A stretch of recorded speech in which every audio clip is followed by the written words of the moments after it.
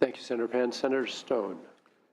Thank you, Mr. Chair. It's getting late. We're all getting tired, and I don't want to beat a dead horse to death. But I'll say this, that in the committees that I've sat on, this is not the exception.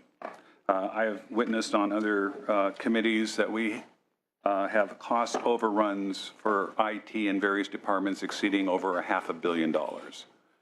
And it's almost like we have an open checkbook process of budgeting when it comes to IT in the state of California.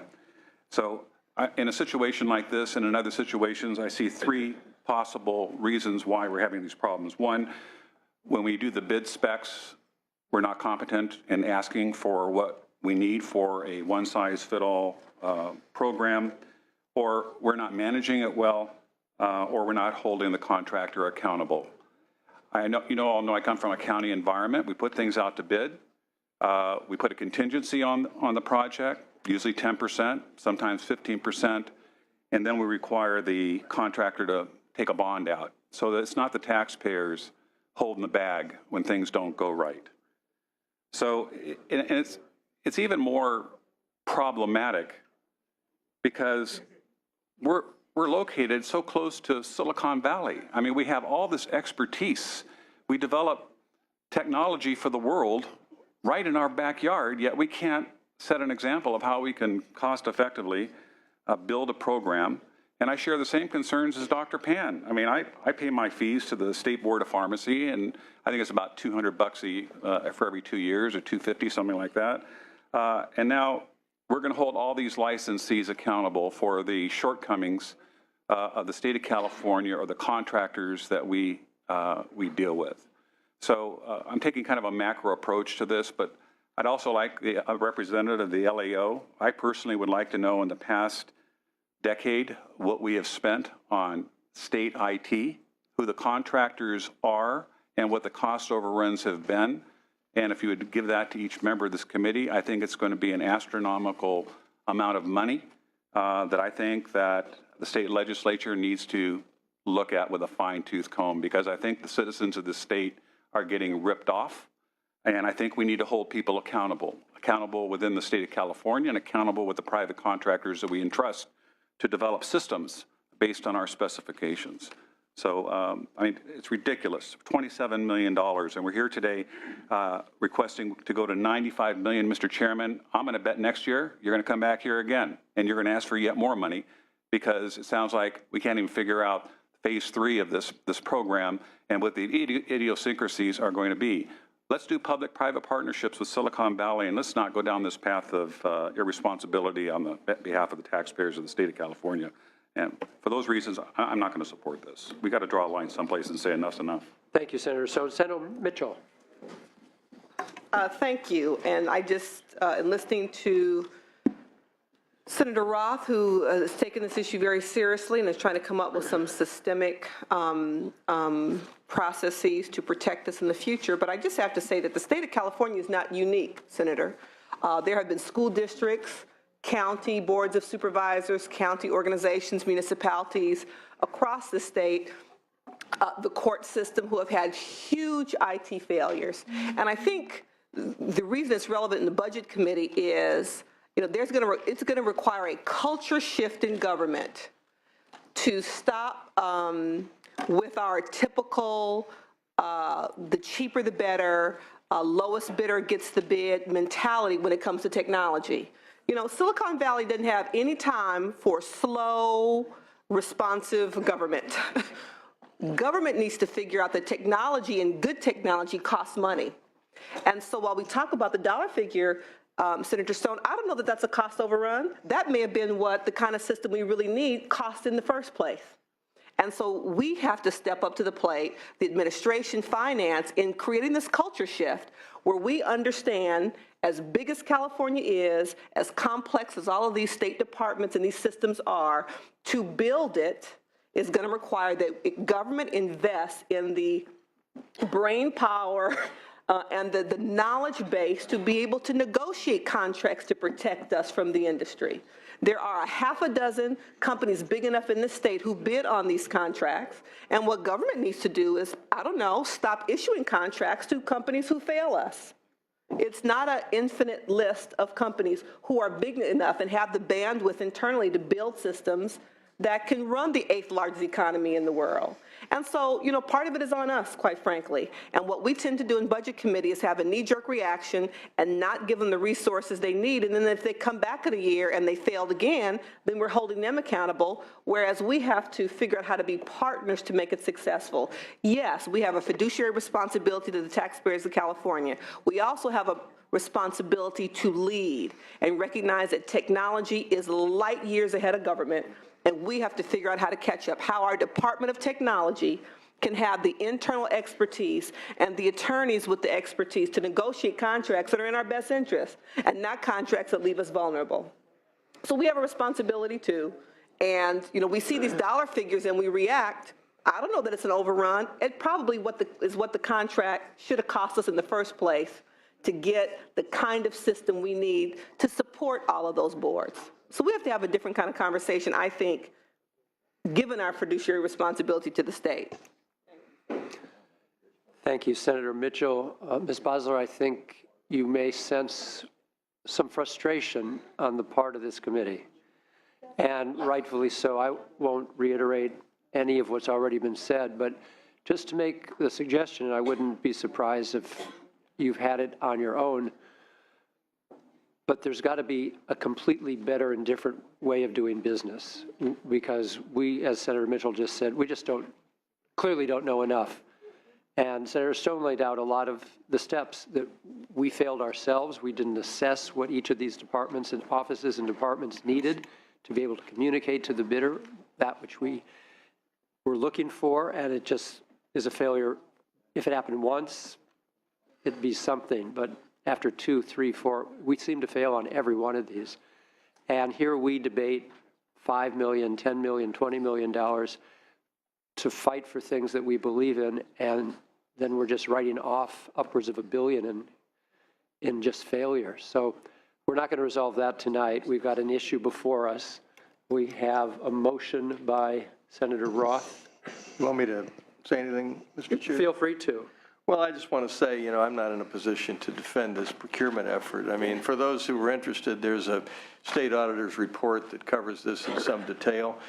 If that doesn't put you to sleep, for those that are really interested, we'll have a further oversight hearing in August. And colleagues, you're all welcome to join me we'll have it here in August in Sacramento when we come back in session. I will say there were and are a variety of performance and contract issues that brought us to this place. Unfortunately, as a legislature, we typically find out about it after the train is either off the track or about to head off the track, and that's unfortunate, and we'll need to develop a process that prevents that in the future. I will say it's pretty clear we have a system in place, at least for those boards and bureaus that are in release 1 and 2. The system is working, sort of. We need to spend a little money to make sure that it works. Otherwise, all is in vain. And if, in fact, this works, then, it's money, I won't say well spent, but it's money that we need to spend to have the system work. So that's where we are with this. You have my commitment to continue to work these information technology issues. I will commend the governor and administration. Ms. Bosler referenced it, but there is a dramatic sea change in the way the administration and the Department of Technology is managing IT projects. It's a very detailed protocol for government agencies to follow, and I think if the government agencies cooperate with the Department of Technology, we will have fewer problems. I won't say zero problems, but we will have fewer problems, certainly problems of this magnitude in the future. So, Mr. Chair, with that, I will move the staff recommendation as noted in the agenda. Thank you, Senator Roth. Senator Penn, just to remind the entire committee, this will go to conference committee, whether we go with the 3 or the 2, so it's going to be continued. Okay. Beyond today, no matter what we do. Okay, I just hope that we will look at this whole issue about restricting it to 1 and 2, especially if what the Oh, it's a work very is. worthy So, debate. okay, Very I just want to be sure worthy that's clearly, that's part of Certainly. Okay. the consideration. So we do have the staff recommendation moved by Senator Roth, which approves the spring finance letter with some modified budget bill language. Call the roll, please. Leno? Aye. Leno, aye. Nielsen? For today, no. Nielsen, no. Ellen? Ellen, aye. Anderson? Anderson, no. Bell? Bell, aye. Block? Block, aye. Hancock? Hancock, aye. Mitchell? Mitchell, aye. Monning? Morlock? Morlock, no. Wynn? Pan?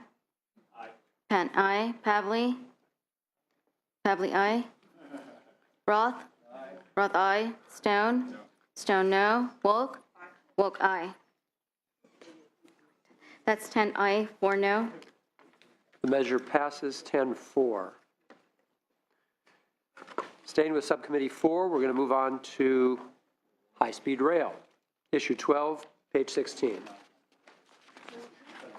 This proposal is actually for 5 positions at the Department of General Services that will assist in the acquisition of properties related to the high-speed rail. Thank you, Elio. We haven't raised concerns with the proposal. You have not. We have not. Okay, thank you.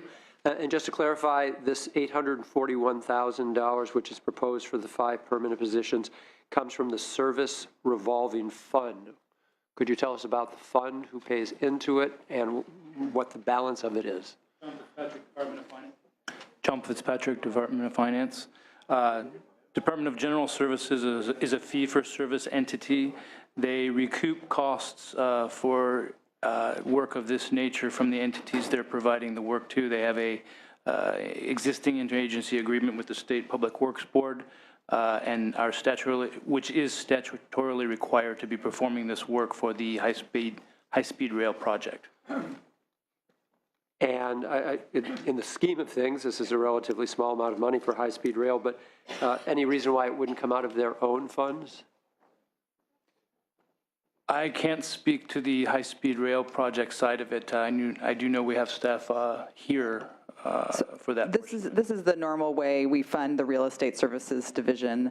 The Real Estate Services Division takes on all of the real estate business related to the department that's not specifically designated at other departments for any kind of capital project. So while this is an augmentation to their work, because related to the high-speed rail, we don't have a proposal to change the funding mix. This is how we fund Department of General Services through a revolving, through the service revolving fund that all state departments pay into, including high-speed rail. And Elio, I see you shaking your head. This is not in any way inconsistent with the way we deal with real estate services.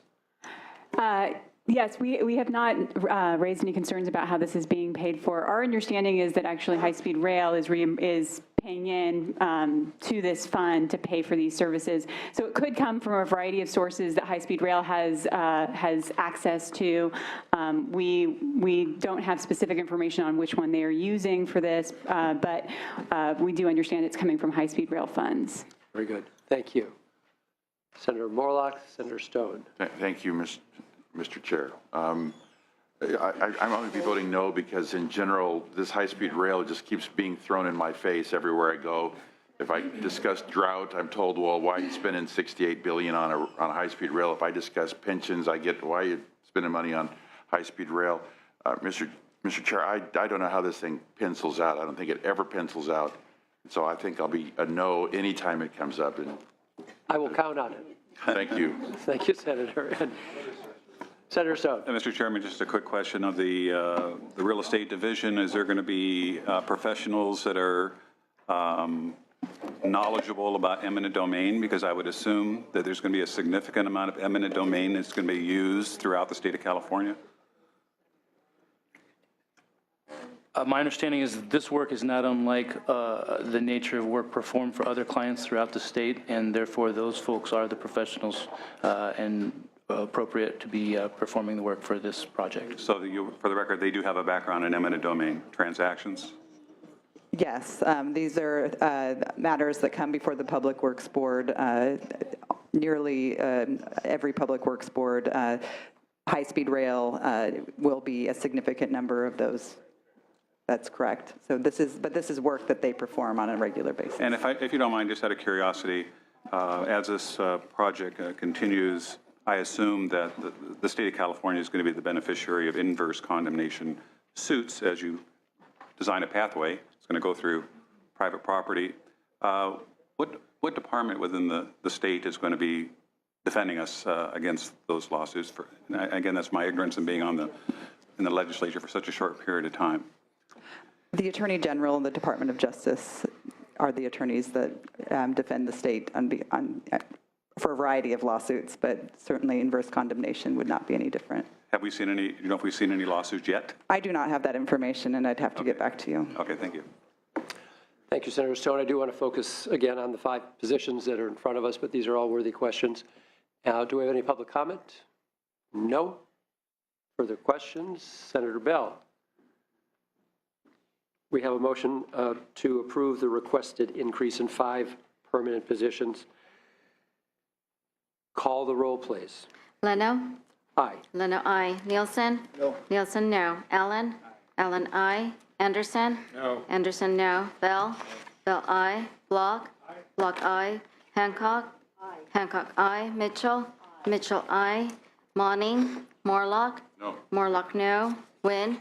No. Wynn, no. Pan? Aye. Pan, aye. Pavley? Roth? Stone? No. Stone, no. Wolk? Wolk, aye. That's 8-5. Pavley, aye. That's 9-5. Motion passes 9-5.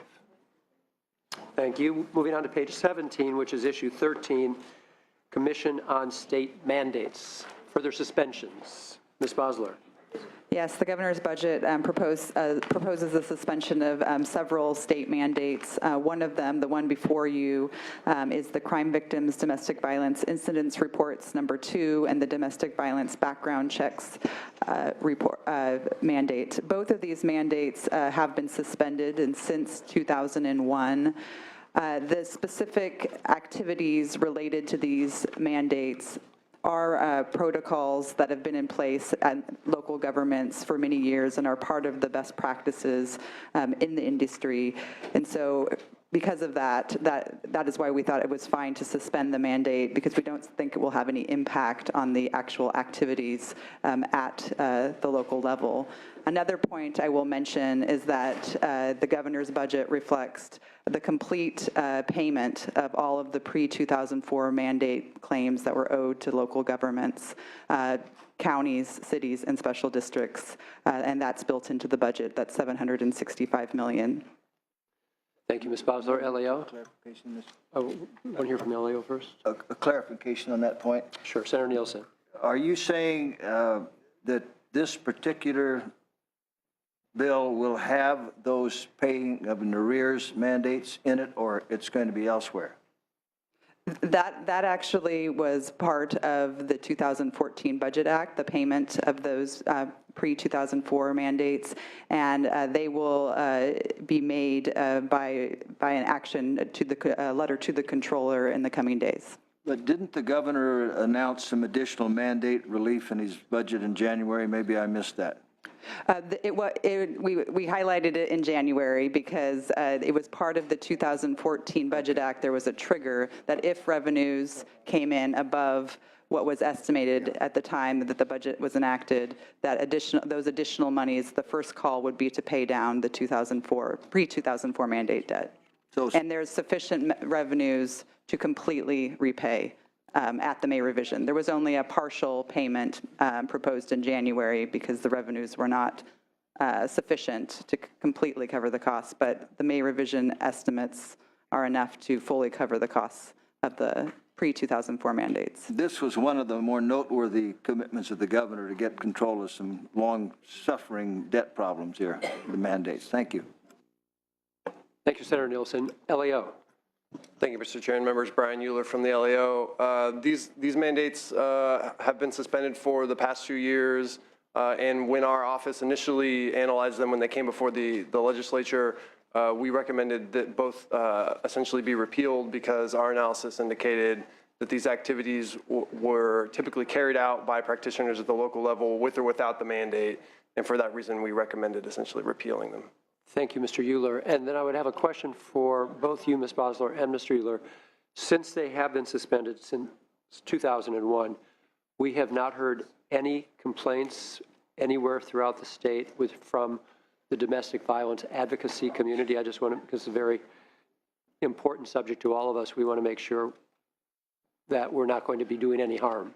But it sounds to me, since they've been suspended for now 14 years, that that's probably not the case. Yeah, I personally have not heard complaints about the suspension. I do think there was concern about repeal of the sections of law, even though technically they are not, there's no force of the law when they are suspended. Understood. Senator Wynn. Thank you, Mr. Chairman.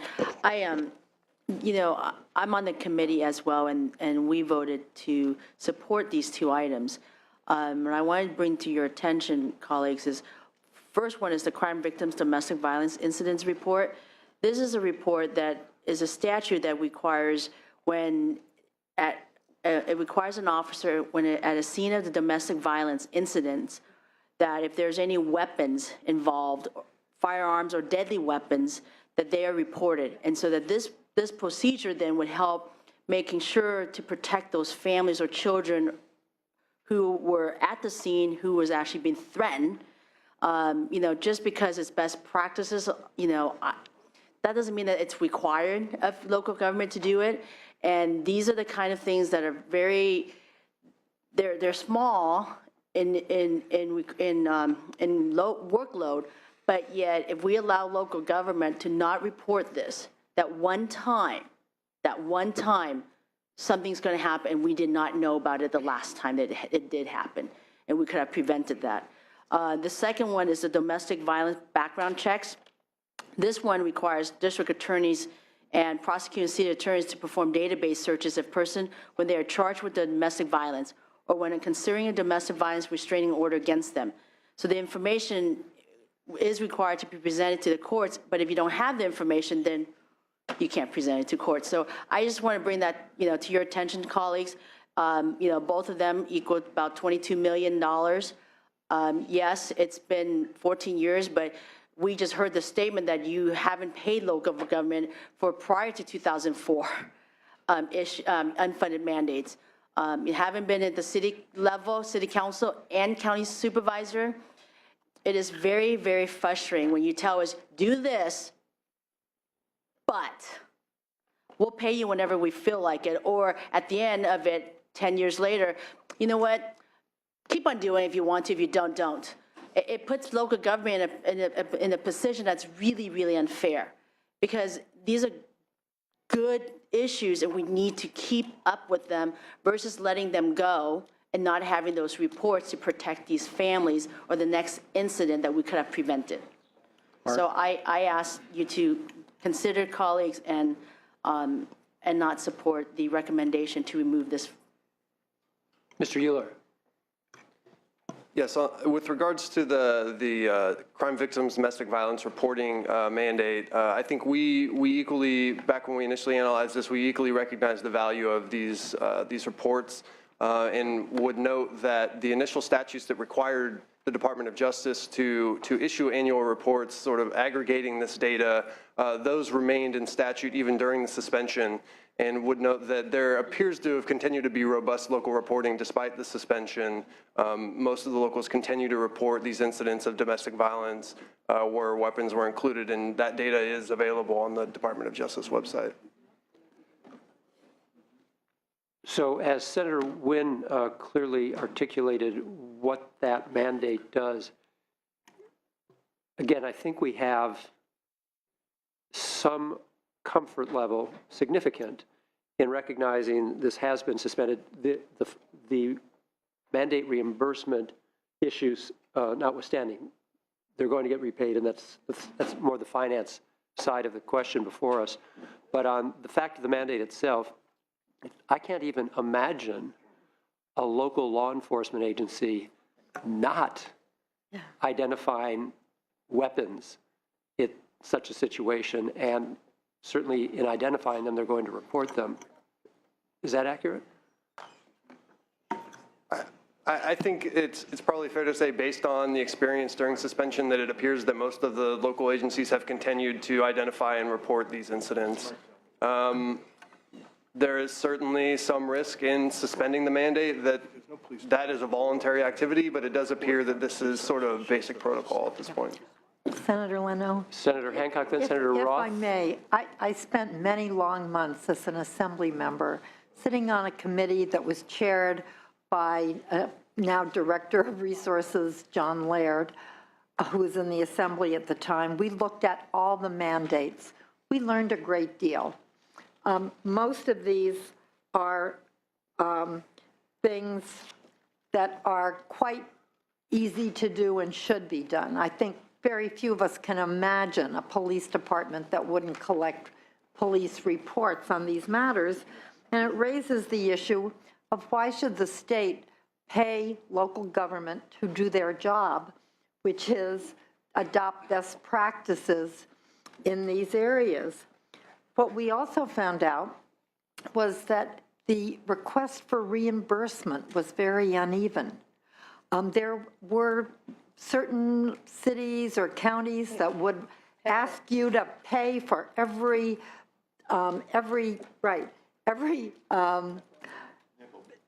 well, I was going to say every paper clip that was used in certain requirements, or every Xerox. There were places that never applied for anything.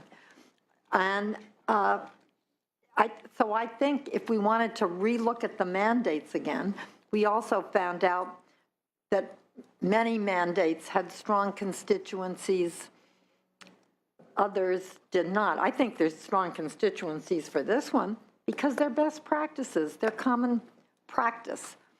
And so I'm comfortable, and I would suggest that people who want to maintain every mandate for whoever wants to come and ask for reimbursement might want to undertake another overview look of local mandates and how they're administered.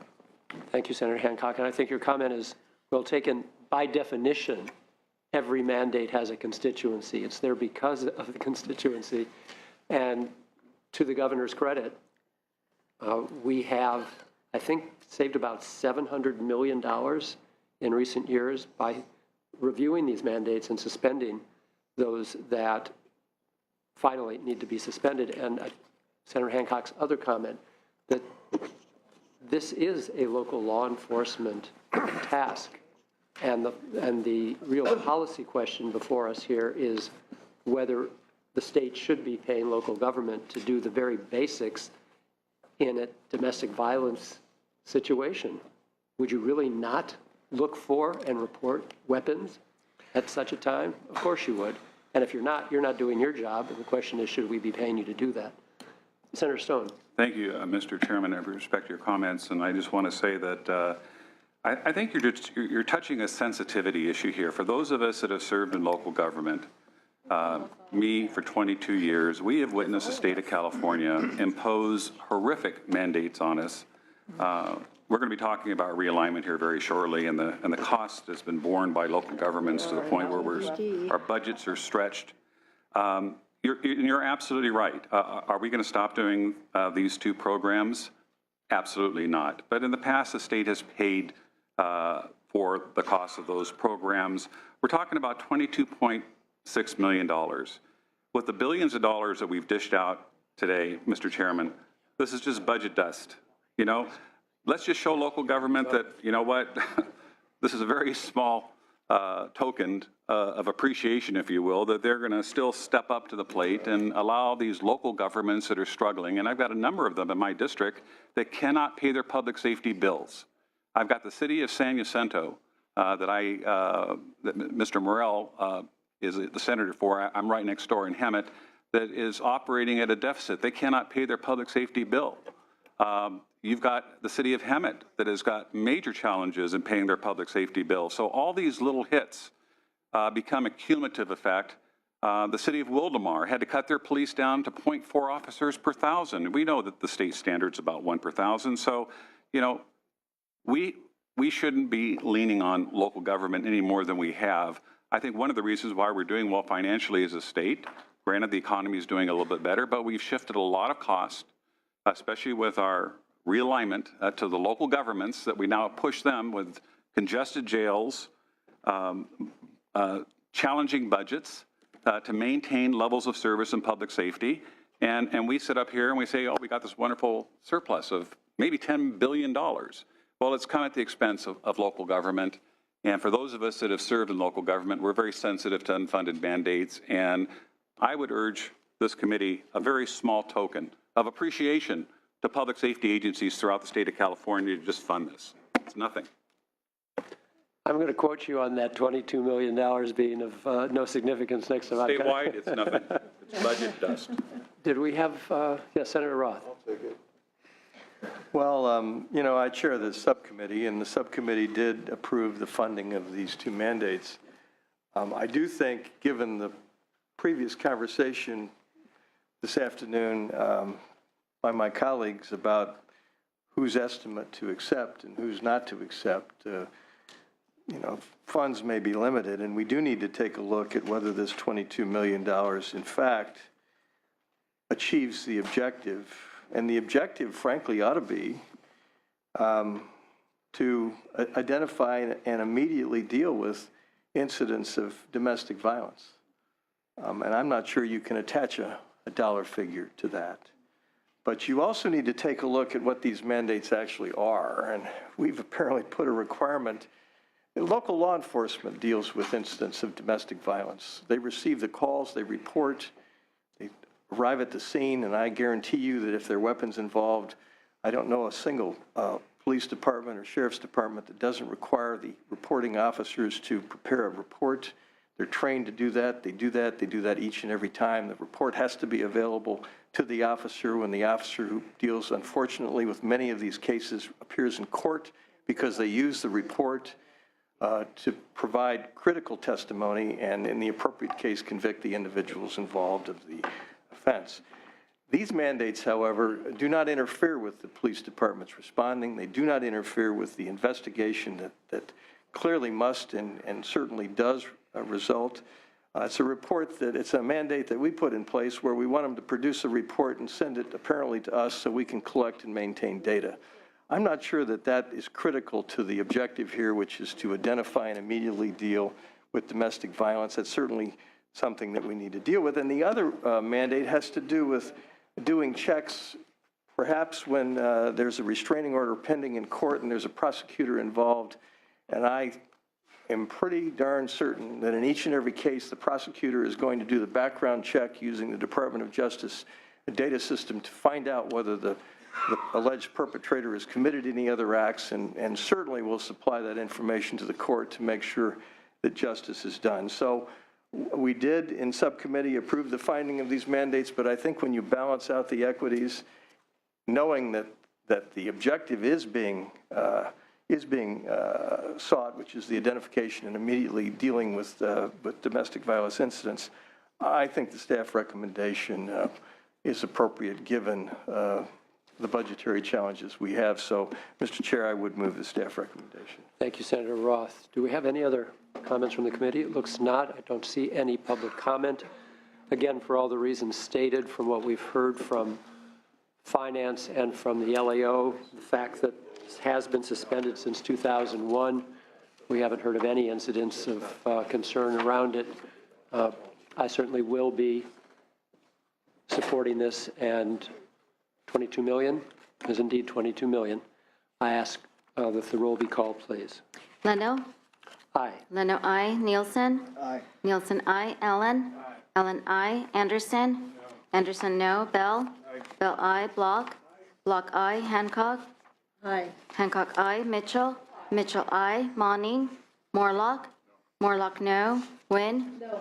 Wynn, no. Pan? Aye. Pan, aye. Pavley? Aye. Pavley, aye. Roth? Aye. Roth, aye. Stone? Stone, no. Wolk? Wolk, aye. That's 11 aye, 4 noes. Nielsen, aye to no. Nielsen? Aye to no. Aye to no. 10-5. Yes. 10-5, the measure passes.